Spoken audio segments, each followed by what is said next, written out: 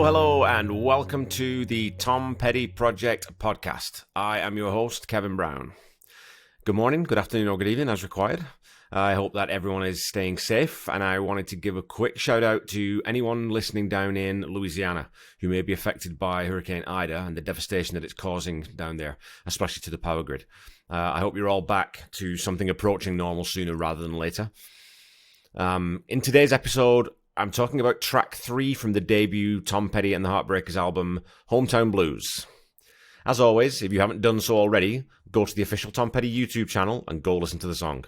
To make this easier, I'll start putting links to any songs I'm talking about or other recommended listening in the episode notes so that you can access the song from the episode itself. Once you've listened to it, and it's a short little tune, come back and we can settle down to chat about it. Oh, you're back already? Excellent. Then let's dig into it.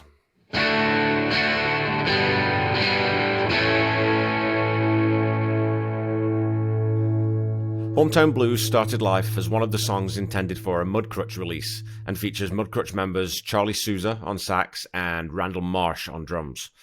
The song had been written and recorded while Tom was house-sitting for Leon Russell in his Encino mansion, which has a recording studio in the building.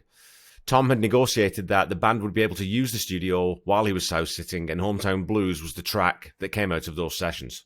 Under Denny Cordell's tutelage, the Heartbreakers would be subjected to hours of listening sessions, where he'd play the band different songs by different classic artists and point things out that they were doing, accenting certain phrases or specific ways of playing different passages.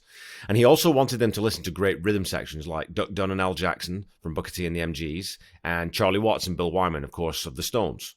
And one night, while working at Sound City Studios in Van Nuys, Denny Cordell played the track for Donald Duck Dunn and Steve Cropper, who were both members of the MGs and the legendary Stax Records house band.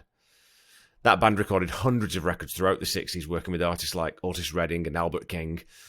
And Tom is quoted in conversations with Tom Petty as saying they loved the track. So Duck sat down and got his bass out to do the bass part, and Cropper kind of guided him through it with these weird code things like turn, walk.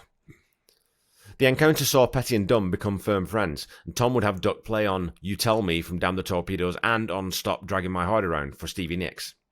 Hometown Blues is the shortest track on the record, coming in at a tight 2 minutes and 14 seconds. The song feels like an homage to early influences, and is a really swinging old-time rock and roll song. You could almost imagine it being played in a barn someplace in Middle America, with hay bales strewn about the place and oil lamps lighting the night.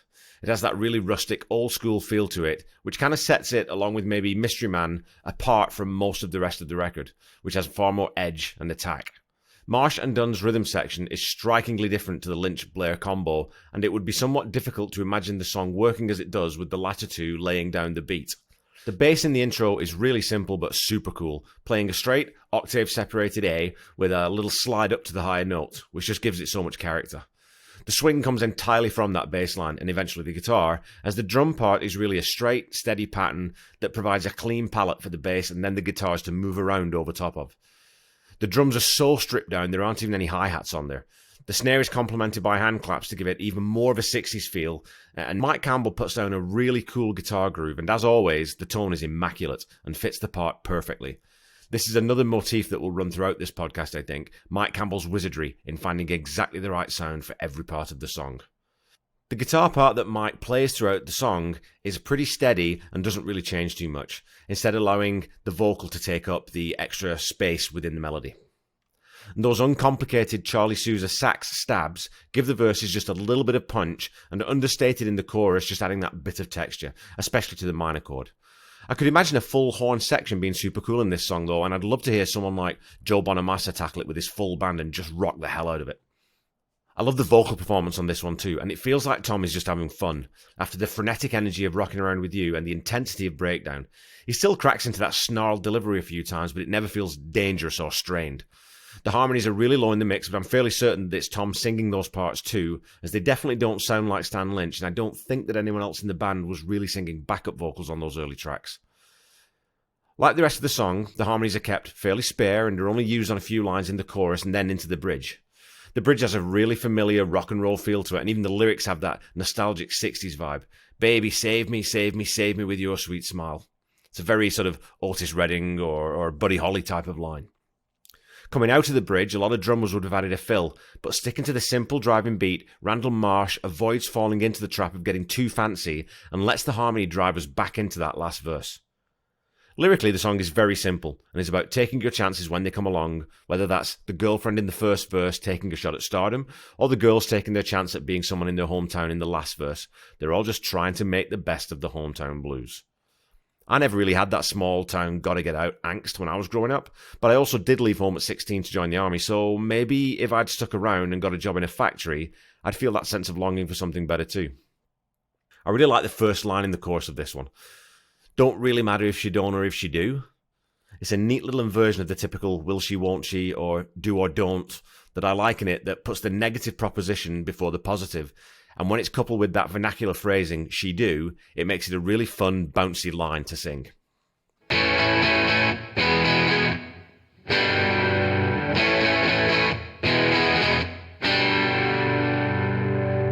Okay, time for some petty trivia.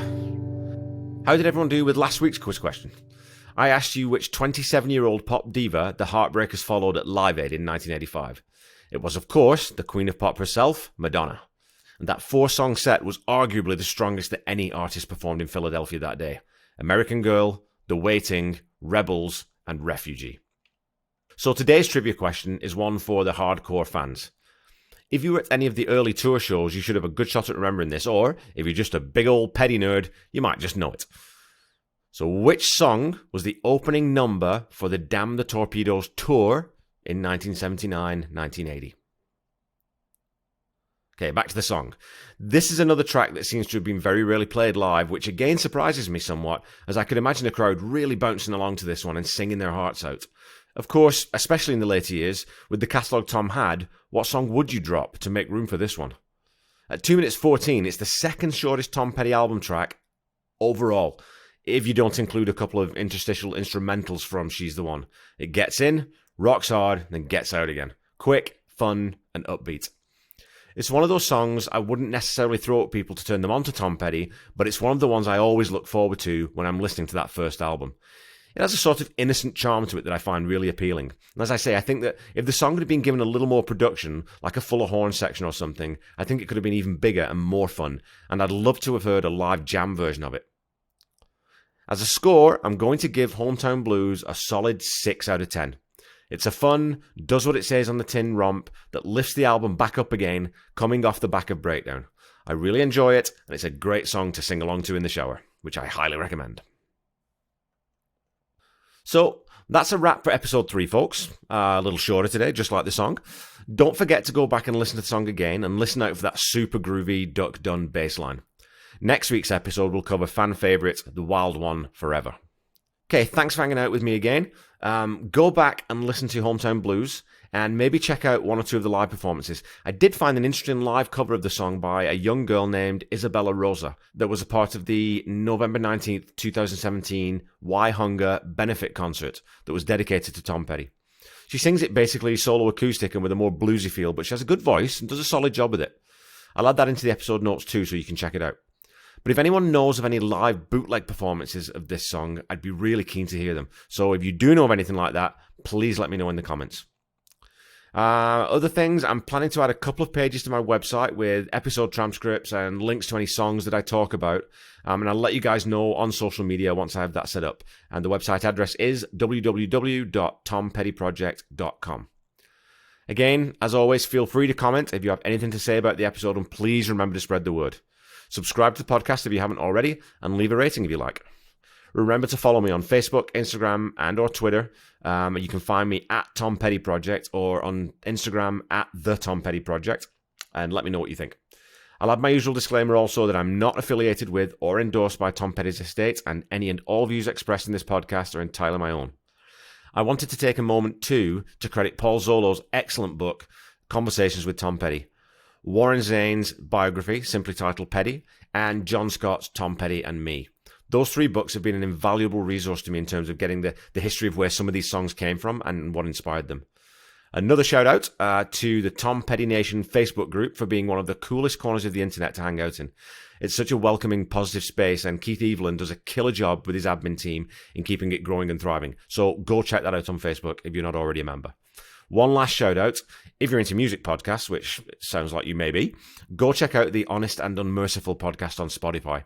This is an album review podcast hosted by Brian Ruskin and Pete Nestor. Among the albums they've reviewed is Wildflowers. And I really like the podcast because they have a fun, relaxed style during their show and a couple of neat little hooks within it that I really enjoy. So go check that out. Go subscribe. Tell your friends about the podcast. And until next week, stay safe, have fun, and I'll speak to you later. Bye-bye.